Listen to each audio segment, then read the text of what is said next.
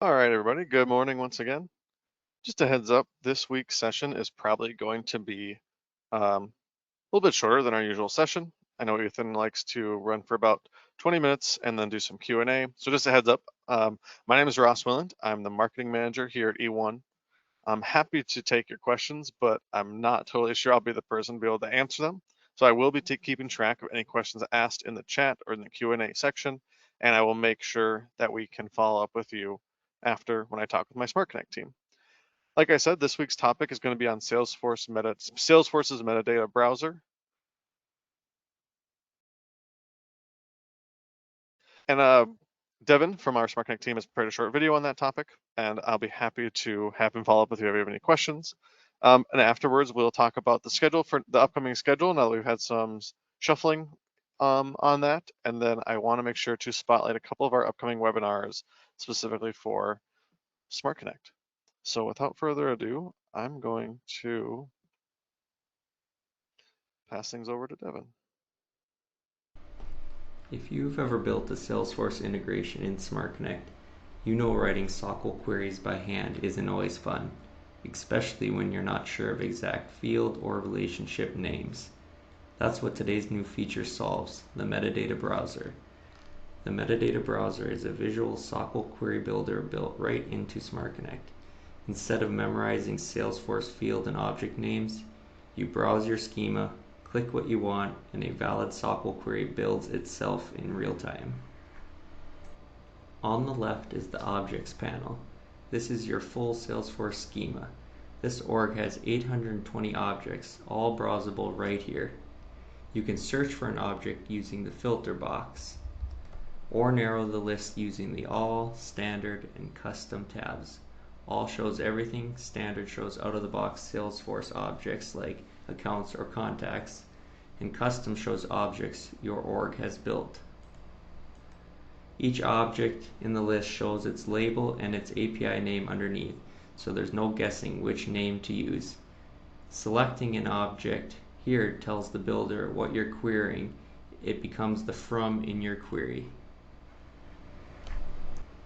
Once you've picked an object, you land on the Fields tab.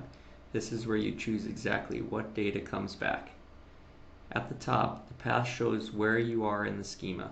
Below that, the object header confirms the name, whether it's standard or custom, and its raw API name. The Fields badge tells you how many fields exist on this object. In this case, there are 70. Each field has a checkbox. Check it, and it's added to your select statement instantly on the right. Uncheck it and it's removed. Next to each field name, you'll see its API name, its data type, and tags showing whether it can be used in a where clause, an order by, or if it's writable. For picklist fields, there's a show values link so you can see the exact valid options without leaving the page. Also, every row has its own copy icon if you just want to grab one field's API name. The next tab we will go over is the Relationships tab. This is where the Metadata Browser really saves time. The badge shows 76 relationships on this object, split into two columns, parent references and child relationships. Parent references are lookups going up, things like who owns this account or who created it. Each card shows the relationship name, the field it's based on, and which object it points to. Clicking into one drills into that related object's fields, and the path at the top updates to show the full route. So any fields I select here become owner.name in the query automatically.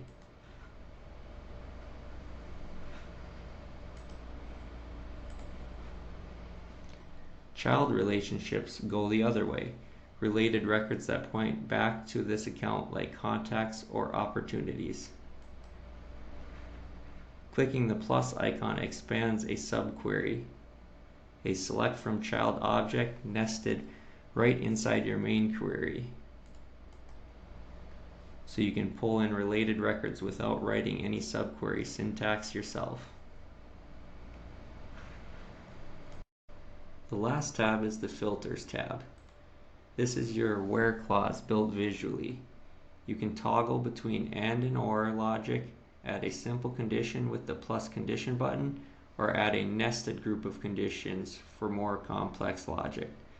When there's nothing here yet, it just says empty group, add a condition, so it's always clear what to do next. Once I add a condition, I pick a field, the operator, and a value. And everything's validated against the actual field type, so I can't build something invalid. No matter which tab I'm on, the right side stays constant. This is the live SOQL query.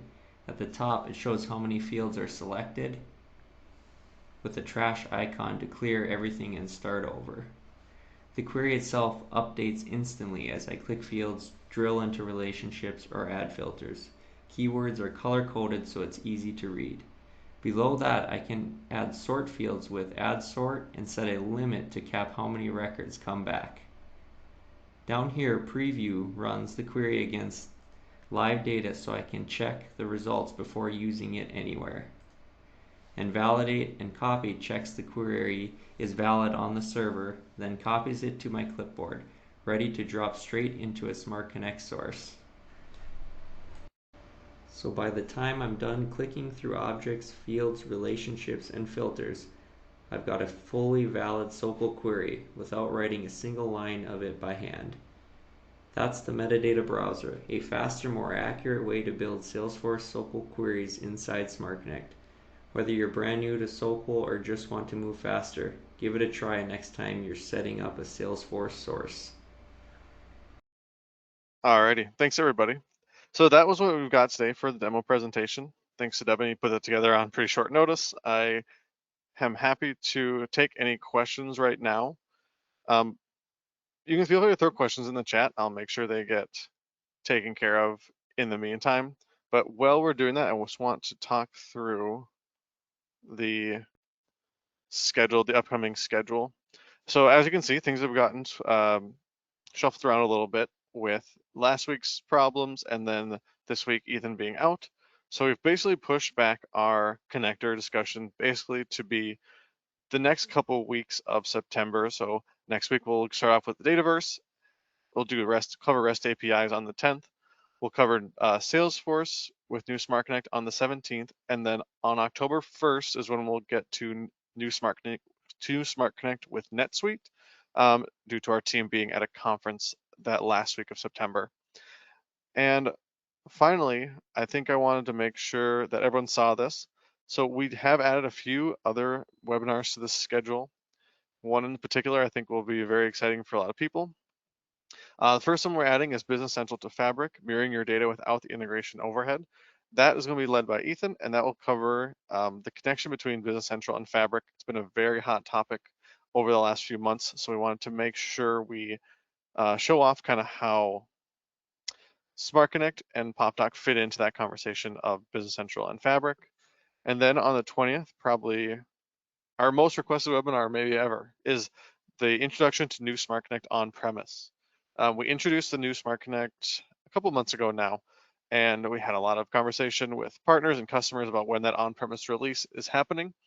I can't speak to the exact dates of when that release will be happening, but I can let you know that we will be doing an introduction to that solution on the 20th of October.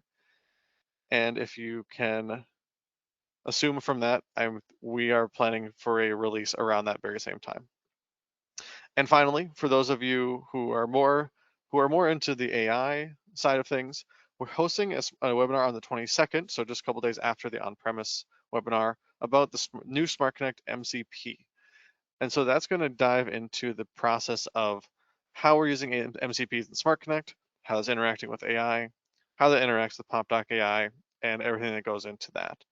So you're going to want to make sure to join up. You're going to want to make sure to join these. I will make sure we send the registration links in the follow-up email. And yeah, I haven't seen any questions come through. I'm going to stay on the line for, I don't know, 2-3 more minutes.